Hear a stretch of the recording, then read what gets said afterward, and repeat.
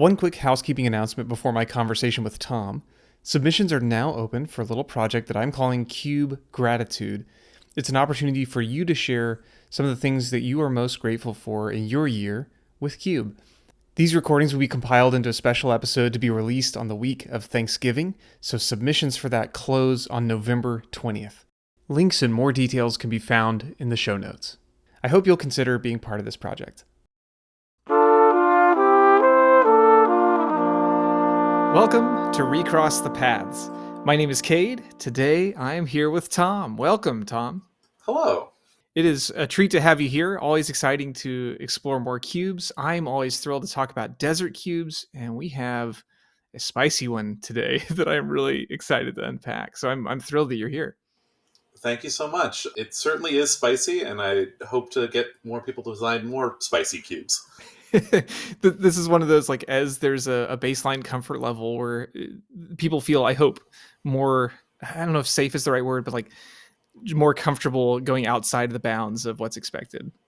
Absolutely, yeah. If you look at cube design talk from the 2010s and compare it to now, the amount of space that people are willing to explore has absolutely exploded. And this is the kind of thing that I don't think could have ever existed back then, but I don't think this is too far out of the normal for what could exist now.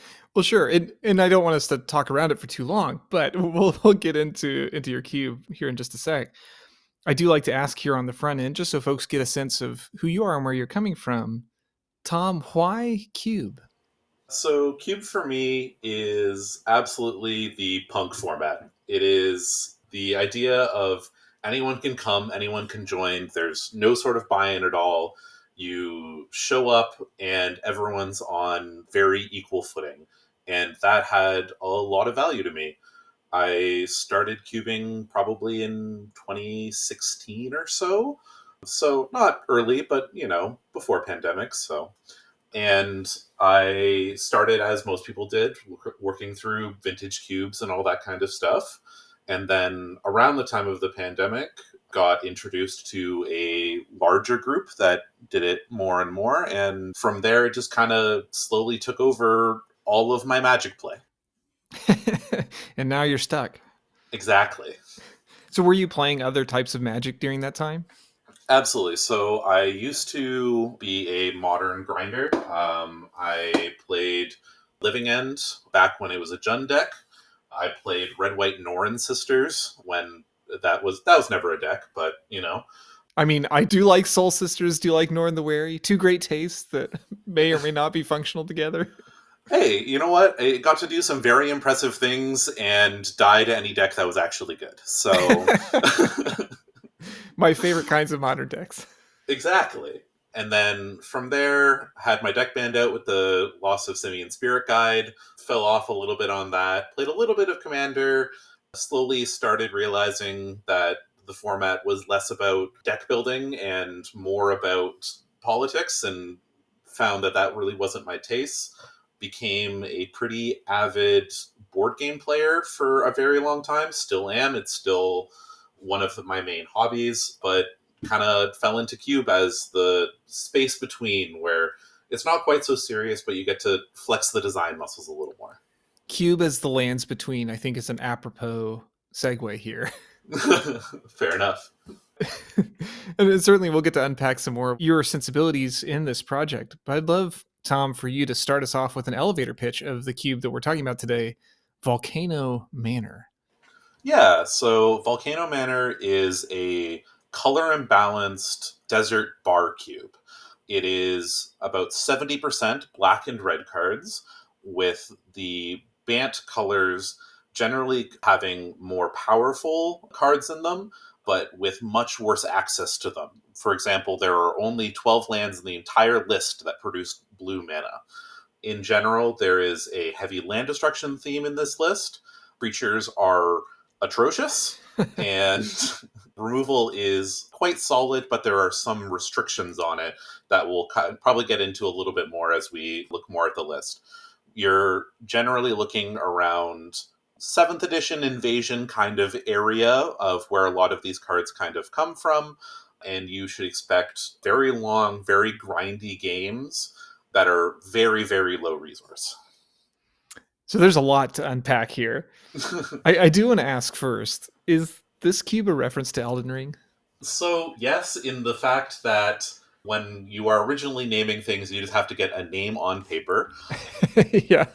and then you go, I will eventually change it. And then you start talking to people about it, and that's just the name it has. And then you never get to change it ever again because people just refer to it as the manor from that point on.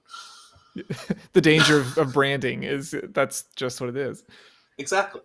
I was just curious because that I have to admit I am terrible at most FromSoft games. I have tried, and I got absolutely carried through Elden Ring because there's a co-op mode, and Yep. I very much remember Volcano Manor as very distinct atmosphere and flavor. So I didn't know if that was something that played into your design sensibility or if this was really just a label you needed for this color imbalance desert. So it definitely has some impacts on the designs, and the overall visual aesthetic of the entire cube very much fits within that kind of space. But more than anything, it was a placeholder that has unfortunately stuck. So you mentioned you'd been playing Cube for a while. What was the inspiration for this particular project? Were you building cubes along the way? So the very first cube I ever designed was a co-design with a friend of mine named Freya, and we were working probably around that 2016-ish era, and designed a cube where we were just kind of messing around the edges of what people hadn't tried. We had a pretty strong pants archetype in the cube. We were messing around with conspiracies, just kind of seeing what the edges of the system kind of looked like. From there, I probably didn't do a ton more design work for a while, and then I've been working on other stuff, just kind of on the edge. I made a 15 card cube, I made a constructed cube, but this is one of the ones that I have brought to a point where I'm pretty happy with it, and I've actually got it fully in paper instead of it just being a brainchild that I'm working on in the background. That's a big step to go from the Yeah, ideation phase to paper on the table phase. yeah. This cube's main point that it started from was one of the people in my local play group. His name is Chris Taylor. He's been on the podcast before. He is an absolutely amazing designer, and his main cube is the Dandy Cube. Mm-hmm, And mm-hmm. I was talking to a friend of mine, and we were talking about how much we love the Dandy Cube, but it can almost sometimes feel like it's too much. It feels like a buffet where they constantly keep on piling things on your plate. It's like the Brazilian steakhouse, right? Like the food just keeps Exact, coming. exactly. That cube has excellent card advantage in all colors.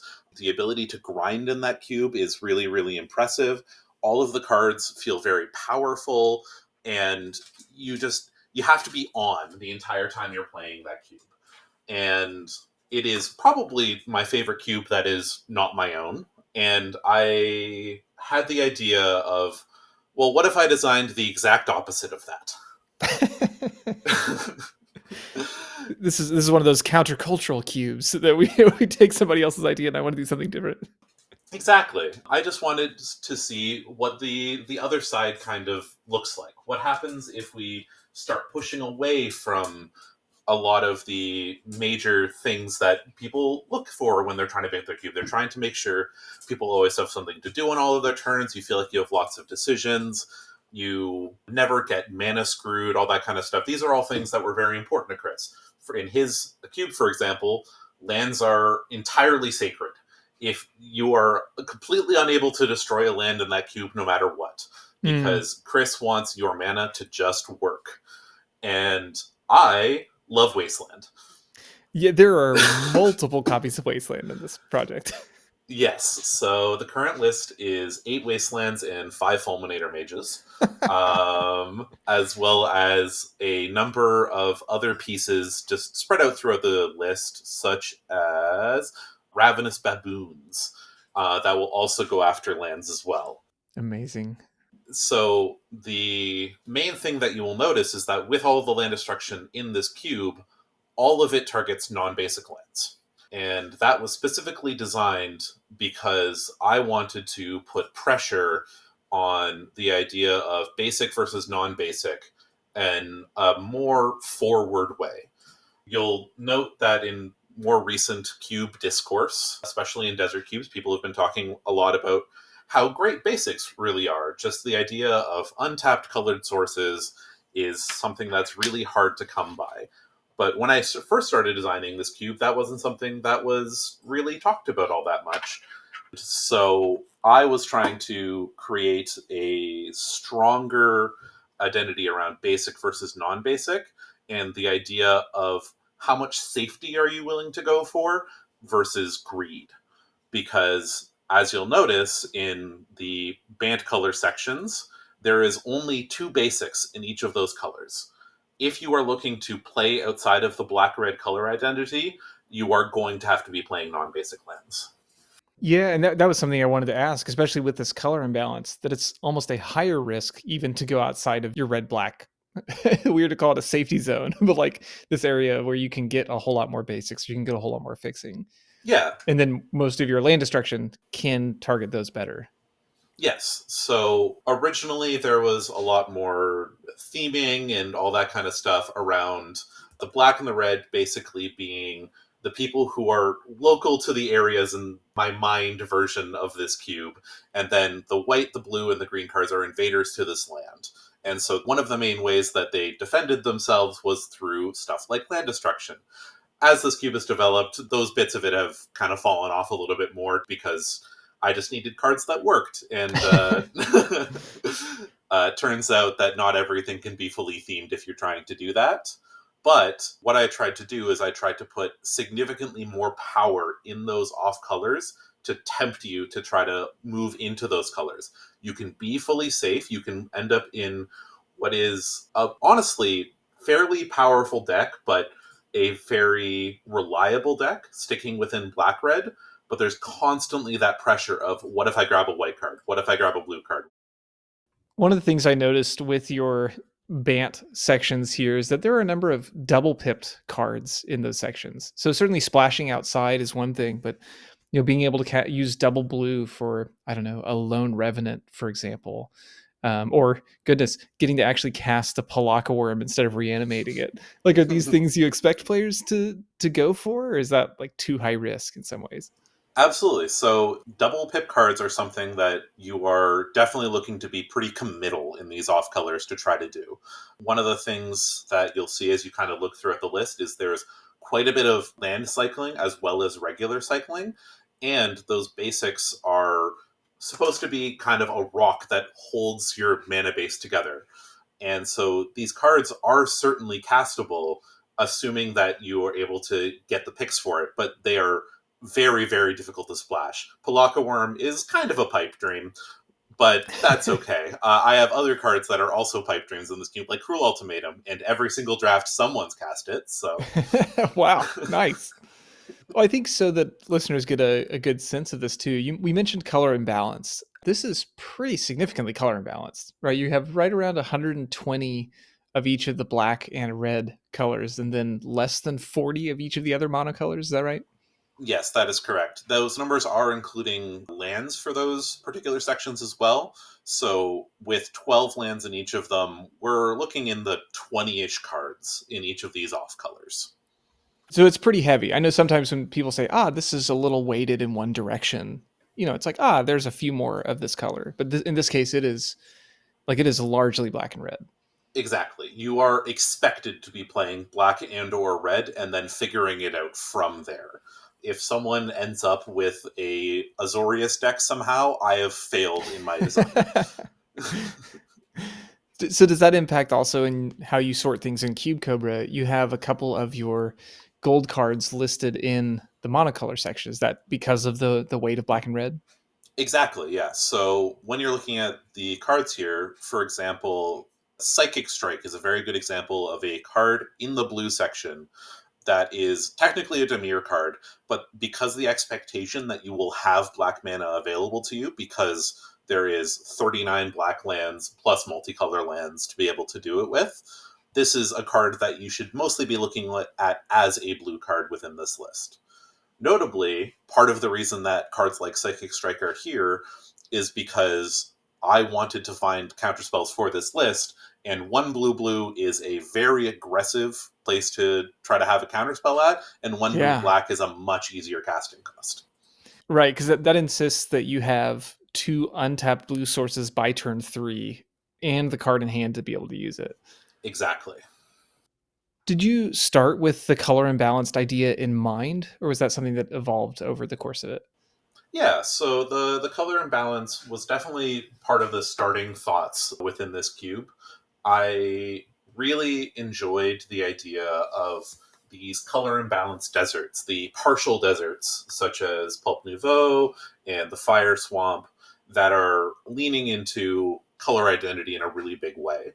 But the big thing that I found is that I wanted to push on the idea that did we actually need the safety of actually having, for example, swamps in the basic land box?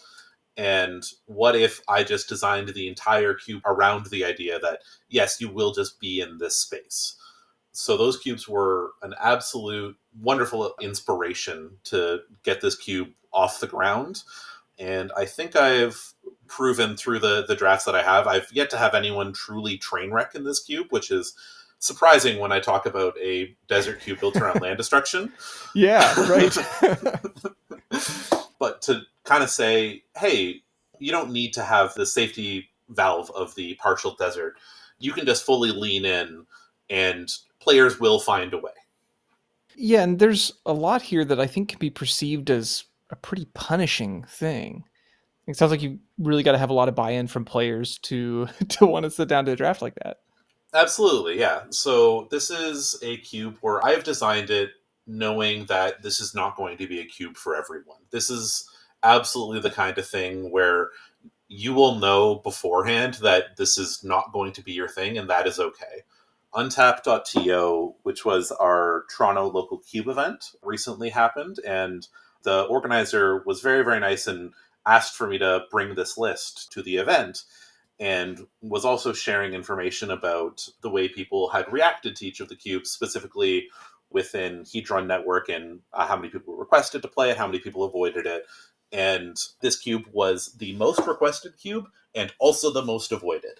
Feels like there's an achievement to unlock for that. Exactly. And that's kind of when you know that you've hit your design goals, because the people who want to play it, and the people who don't aren't going to trick themselves into thinking that they maybe will. They will just go play something they actually enjoy. Do you think this is one of those shifts in mentality you were talking about from like cube over time? You know that like, you can design cubes that aren't for everybody, or that not all of your friends are going to be excited to play. Yeah, Whereas in the olden days, you may have to like you want to think more generally so that people so that people actually sit down with you. yeah, so this is one of the things that's nice about having a cube group that is really alive and doing well with lots of people designing. And that is that you don't have to be everything for everyone. Within our cube group, I think we have 40 or so cubes currently in rotation, which Awesome. is amazing, and I'm so glad that our community is doing so well.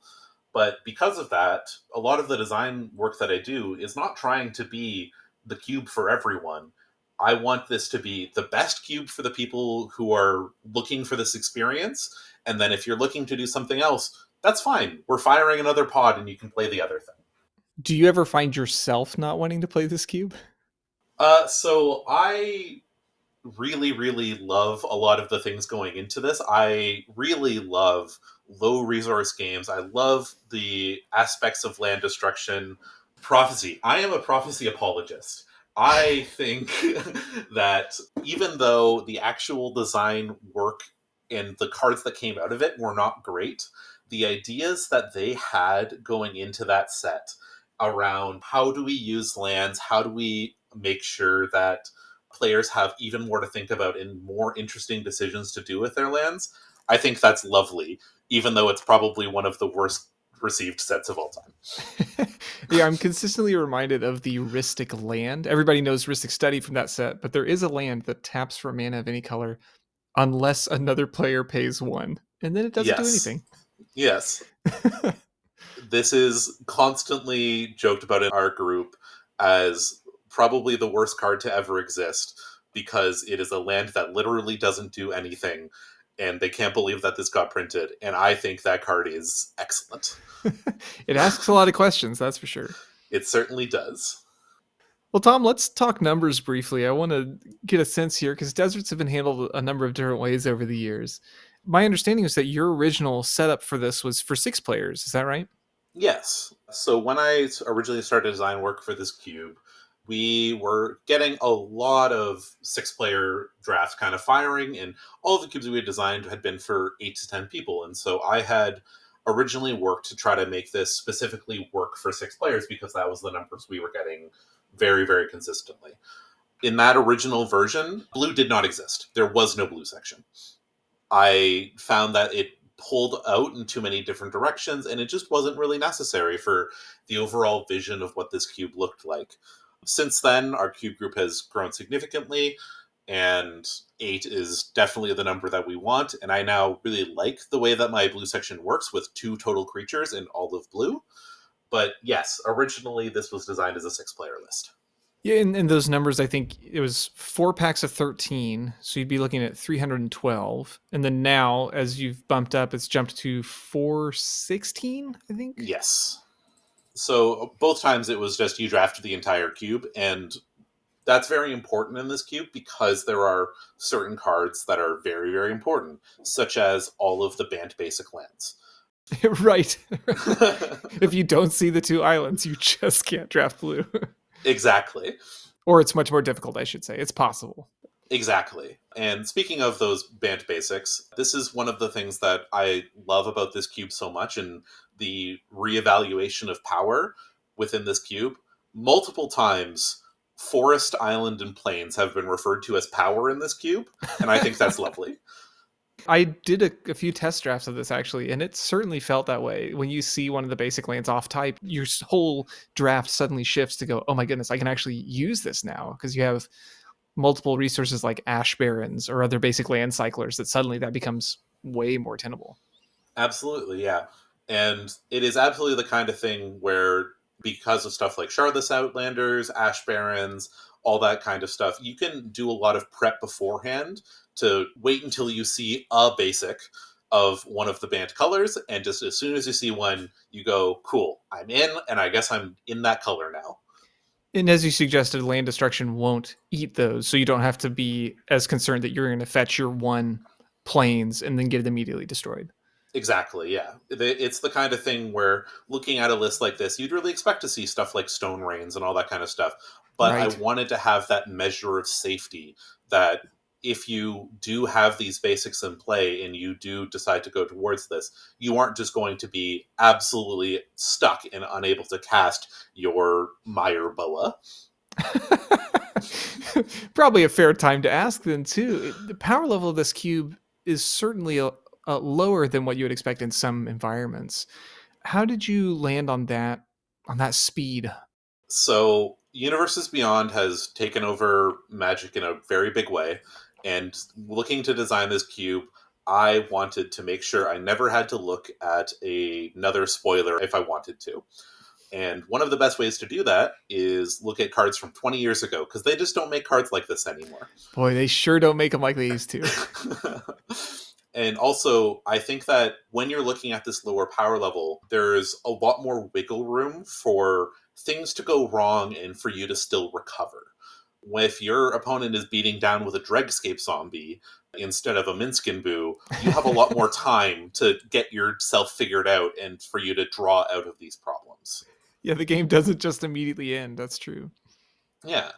In general, a lot of that is around the whole design ethos of this cube does a lot of very brutal things, but a lot of the design around the edges are around to make sure that the game doesn't just end when one of these things happen to you. The amount of cycling that's here, the amount of land cycling's here, the threat levels that are here are all here to make sure that when games are happening, it doesn't just immediately end because you got wastelanded on turn 2.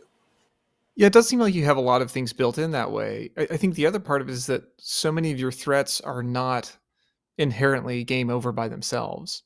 You mentioned like compared to some of the modern things, I think even cycling and reanimating something on turn 4 maybe the earliest you can do that.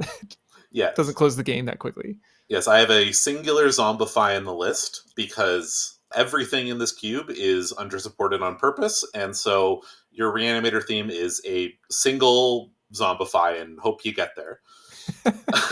So like nobody's slamming haymakers on turn 2 or 3. Like you've got to grind your way through it. Exactly. The most slam thing that happens in this cube is they turn one curse scroll you and you realize that you're dead on turn 20. Just like the olden days. Exactly. Does that sense of a lower power level, does that also match? You mentioned a little bit of an aesthetic goal. Does that also match that kind of goal?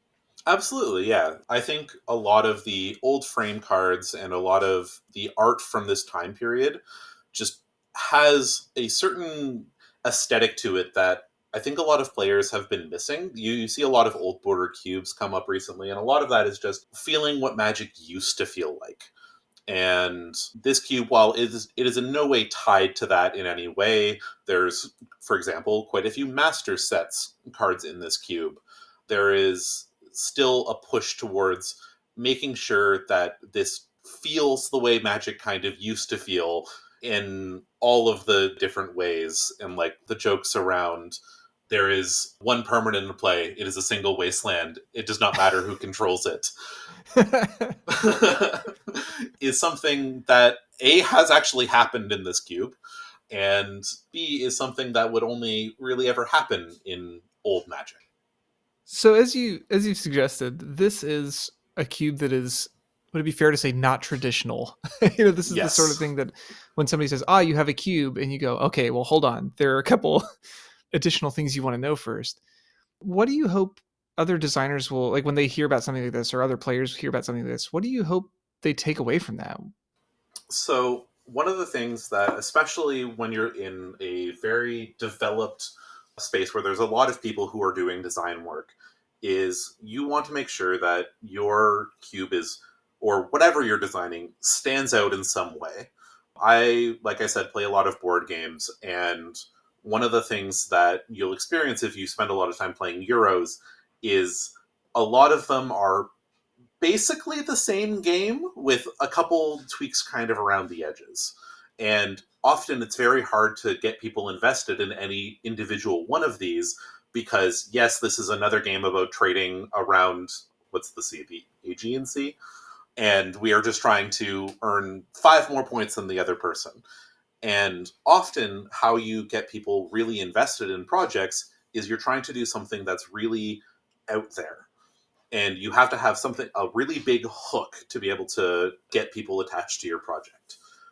If you are out there and designing and you have an idea for something that is really weird, explore that idea, see where it goes. There's a reason I have quite a few lists that I have don't have in paper, and I have one that I do have in paper, and that's because a lot of those ideas didn't work, but some of them will, and these cubes will help push the design conversation forward instead of just being more and more of the same kind of stuff where you explain your cube and you realize that you've just explained the Bun Magic Cube again.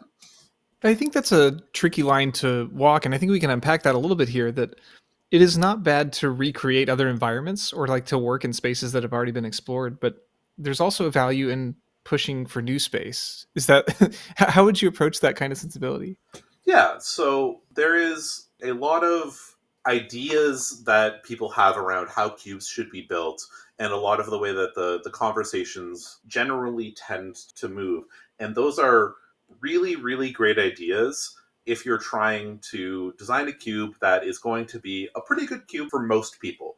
The idea being that anyone can kind of sit down with the list and they're just going to have a good time. They don't need to look through it beforehand. They don't need any sort of priming.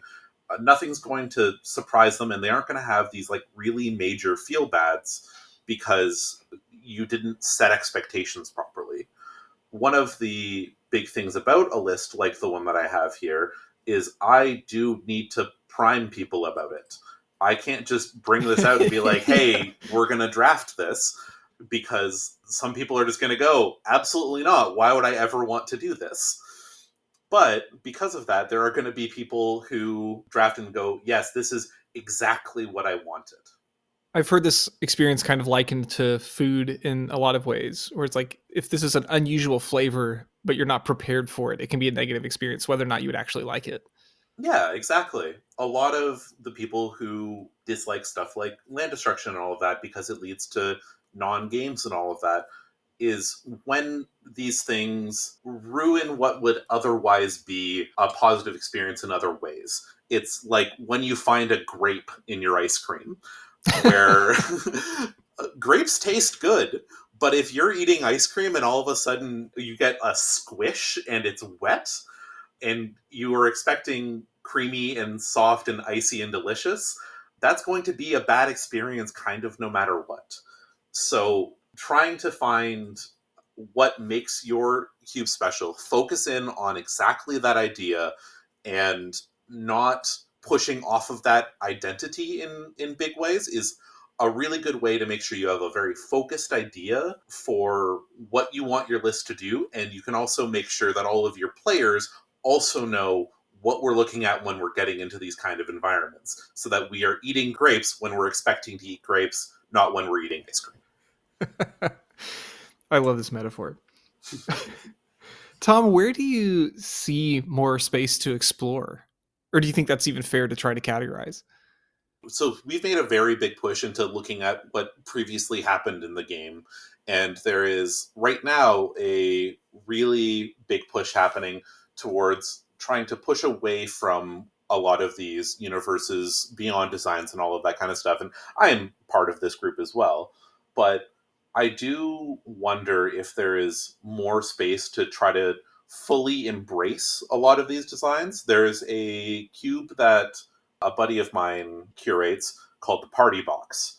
And this is a cube where every single time they play, they opened up a random pack of something, whether that be train cards or out of different card games, or at one point, I think they literally just had someone's ticket for like a roller coaster in there, and they figured out what that would mean within this space. And they play with that. And this is something that is absolutely pushing at the edges. This is a multiplayer environment. This is another thing where this is not for everyone. This is not for me, to be clear, but I also am very happy that a cube like this exists. So I'm guessing the takeaway isn't like go take your old train tickets and make a game out of it, but like Yeah, but like kind of exactly. pushing Yeah. beyond. Go find whatever board game you used to have, rip it apart for cards, and just stick them all in a box and tell people to play it. I should ask, and if I mean, I want to ask for my own personal curiosity too. What board games stick out in your memory? Like, what do you enjoy playing that informs your playing Magic? I am a huge fan of starting from unequal positions. So, a lot of the games that I have really, really strong feelings about are games that the asynchronous nature of them is a huge part of what makes the game special. One of the games that I deep dived into for a little while was a game called Twilight Struggle, Yeah, where you are the two opposing sides of the Cold War, either the USSR or the US. And there is very, very heavy asymmetry in all aspects of the design. For example, if you are playing as the USSR, you are always going first at the beginning of every single round.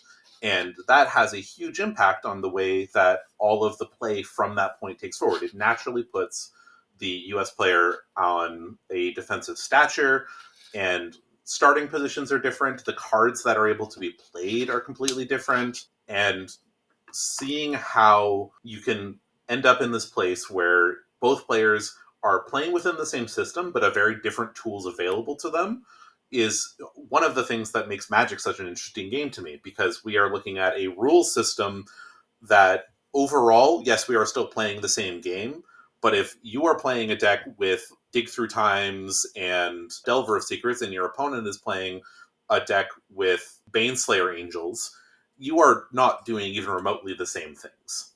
well, and the deck building element also kind of plays into that asymmetrical start sensibility too. Yeah. Just the idea that you can bring in the way that you view the system and have that have an impact on the game itself is something that's always been super, super interesting. In that, yes, the time traveling supercomputers can decide what is actually correct, but the vast majority of board games, and especially the vast majority of cubes, will never be played enough for that to ever actually matter. So player sensibilities matter more than anything else. That idea has come up in a couple different conversations. Certainly, that we can't get enough data to make to make impactful decisions long term. Do you think that should empower people to make more decisions, or do you think that should mean we should be more conservative in order to make the times we get to play actually count?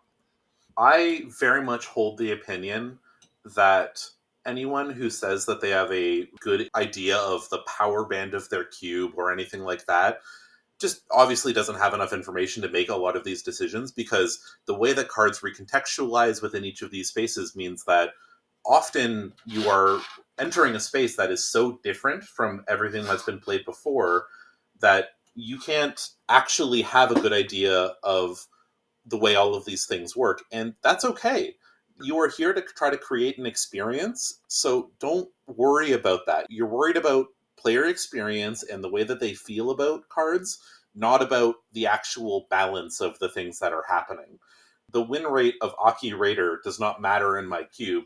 The fact that this is a goblin piker that cares about lands going to graveyard is the thing that matters. I had War Priest of Thune as Mm-hmm. Mm-hmm. a white 2 drop in this cube for quite a while. And this is a card that on ETB destroys an enchantment, and it is just a bear.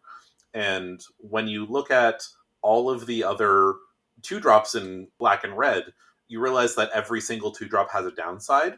And so a 2 drop with any sort of upside is a very solid card. But the amount of players I had that were saying that this card was bad because there wasn't enough enchantments to target was messing around with player expectations, where I was like, no, no, no. The fact that this is just a 2/2 for 2 is solid to start with. And then from there, if you hit an enchantment, you're just off to the races, kind of thing. Yeah, it's like I think that was in the M13 era, like one of the core sets, and it's kind of easy to go, well, yeah, this is worse than most of the cards. But then when you compare it to, I don't know, Filthy Cur, it's like, hey, Yeah. this is we're playing on a different axis here. Yeah. I think Morrow had specifically in one of his drive to works, he was talking about Kicker, and I can't remember the card name, but it is a 2 mana 2/2 with Kicker for 3 to put 2+1/+1 counters on this creature. And he was finding that this card had a lower win rate than Grizzly Bears did because players would constantly try to extract the full value from it and not just cast it as a 2/2 when they should be. And how sometimes these added words that are on cards change player behavior because people are naturally so loss averse that they don't want to feel like they're losing value on any of the things that they're doing, even though everything that's been added to this card is purely upside. And if you just played it as a bear, you would be doing great. Yeah, and I imagine, as evidenced by us having a conversation of this length, and there's so much to explore that we won't be able to cover. Like, how do you communicate those sorts of things to your players, to your drafters when you're sitting down, or Yeah, can you? yeah, and this is the kind of thing where I think I gave up on this particular fight. It got switched out for Dawnbringer Cleric, just as a card that had modes that, if you needed to just cast it, it would still do something, and players just feel less bad about that kind of thing. I don't think the card's actually that much better than War Priest of Thune is, but it feels better. Yeah, because like a player can cast something like Dawnbringer Cleric, and they will think, ah, at the worst, I can just gain some life or whatever. Exactly. Versus the other, even though it's arguably a better stat block, it feels like there's something that you miss out on. Exactly. So something that we could talk about is like in each of the colors, I kind of have some very obvious cards that are like well above the power level. So for example, Baneslayer Angel in white. You'll notice that all the removal misses it, and this card is like way better than most of the other stuff going on. Dig Through Time is here. Marasa Behemoth is well above the line, and maybe kind of talking about like these cards that feel a little bit out of place within each of their sections. Yeah, I know you mentioned some of that being a push for power outside of the black red zone, but it sounds like there's more to it than that.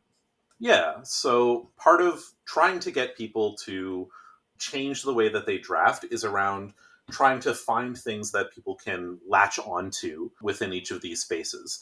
So often that comes from having cards that people can recognize and get excited about. So Baneslayer Angel is a card that I figured out very early on that I wanted to be part of this list because it's so iconic for its time period. It's got really big, impressive words. In the black red cube, where all of my big stuff is demons and dragons, this thing has protection from demons and dragons.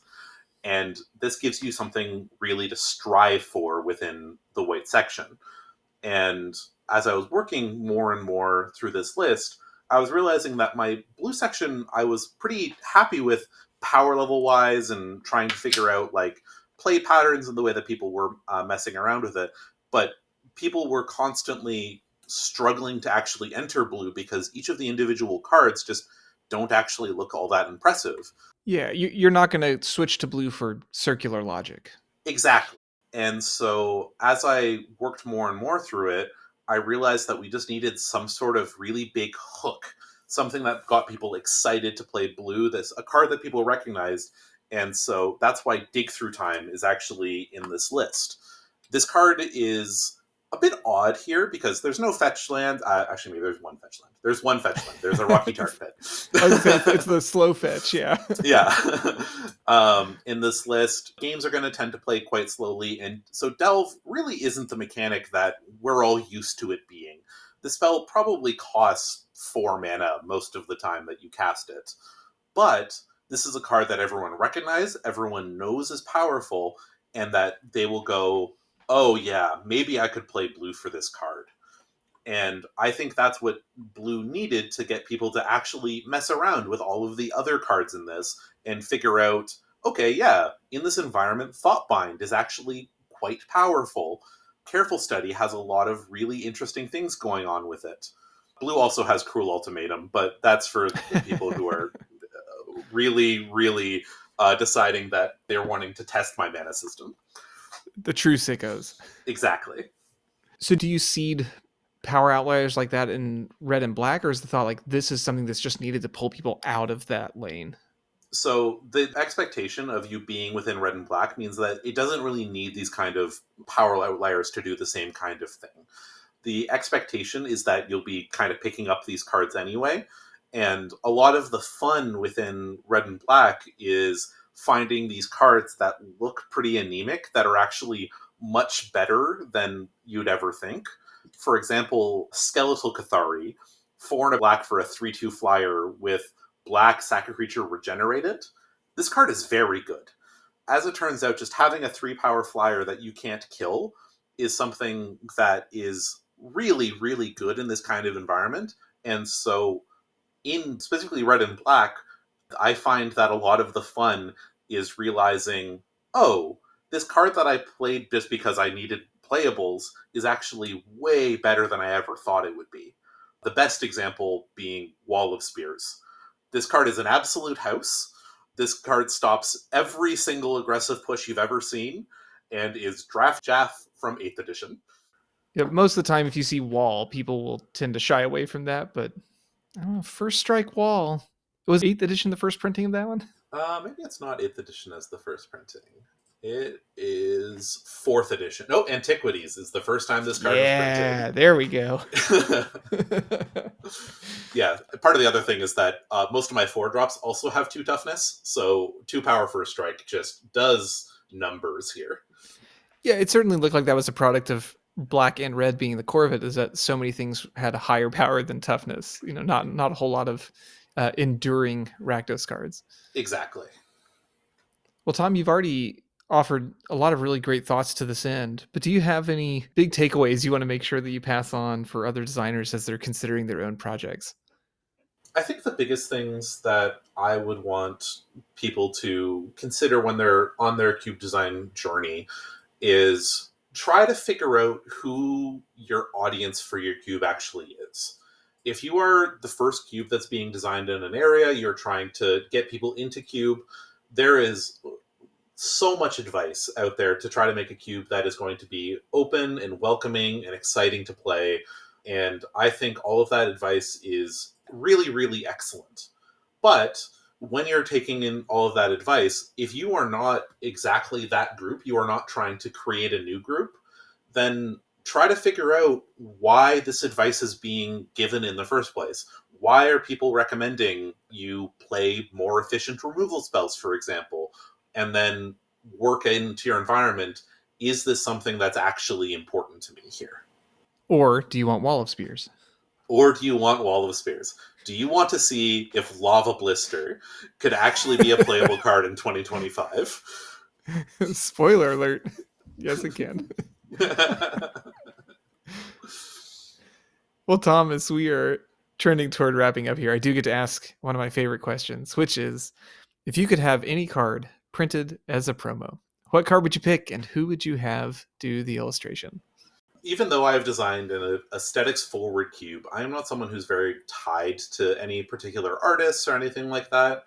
And one of the things that I spent a lot of time thinking about is that specifically making art for Magic is a huge amount of exposure for a lot of the people who do work for these games. This is something where having your art on a Magic card opens a lot of doors within this industry. And who better for that kind of exposure than people who are students who are just entering the industry? And so, while this is a bit of a cop out compared to what you've kind of asked me, what I would really love to have happen would be something like a secret layer project of sure, let's make it themed around this cube of like wastelands, lava car reaches, fulminator mages, and shardless outlanders. But these cards would have art designed for a contest within OCAD, which is one of the local design communities that exists here. And just whoever wins this gets to have their art on Magic Card and get to have a really, really impressive thing on their resume that they get to move forward with and get to have a real difference made in their lives. Oh, so this is really cool. So this is like the secret layer that they did a while back where children got to draw them, but this would be like a professional contest of sorts for young and upcoming artists. Exactly. Just something to get people's foot in the door so that they have something they can point to so they can say, hey, yes, I am a real artist. I've designed it for a real game. I'm the one who did this terrifying wasteland. Exactly. That's cool, Tom. I like that idea. And I appreciate that there's perpetually no rules for this segment and that people can do whatever they want. Well, Tom, this has been a treat, and I'm so grateful to you for guiding us through the Volcano Manor. If folks want to learn more about this project or see some of the other things you've worked on or just get in touch, where should we point them? Yeah, so the server I'm most often going to be a part of is the Toronto MTG Cubers Discord. We've been growing more and more, and we've have more events happening and kind of up and on the way. I am also part of the MTG Cube Talk Discord, but I check when I get pinged, and that's basically it. And within both of those, my handle is C-Tide, but I think I actually am just labeled as Tom on both of them as well. Perfect. Well, thank you so much again. This has been a lot of fun for me. I'm so glad we got to connect over this, and here's hoping we get to experience not just here, but like as things go, we get to see more cubes that branch out, try new things. So thanks for guiding us that way. I've had such a wonderful time talking to you today and extolling the virtues of Wall of Spears. Excellent.